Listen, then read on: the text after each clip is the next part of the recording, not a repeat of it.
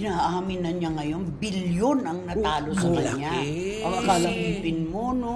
akala ko nga million lang. Akala natin, daang milyon lang. Oo, daang milyon. Kasi yun lang ang nababalitaan natin. Pero inamin niya mismo. Bilyon? Bilyon. Bilyon pala. Kaya lang tumawag ang kanyang lawyers at ang sabi sa kanya, Willie, itigil mo na yan. Hindi ka mananalo dyan. Hindi naman talaga natatalo ang Ay, bangka. oo naman. Di ba? Kailan ka ba matalo mo yung bangka? Oo. Di ba? At saka pag nananalo siya, kwento ng mga taga roon, pinapupunta niya sa Louis Vuitton sa baba ng Soler. Ay, mga Ang isang branded? tao, pabili siya ng pabili, pinamimigay niya sa mga juging, di Ay, ba? oo. At saka sa mga standards, yung mga nagsiserve doon ng mga pagkain. Oo, Ganun, binibigyan niya yun.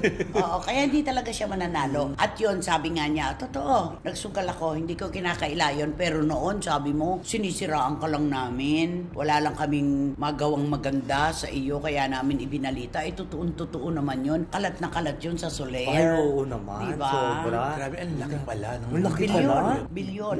Hanggang sa nakapagbenta siya ng mga properties niya.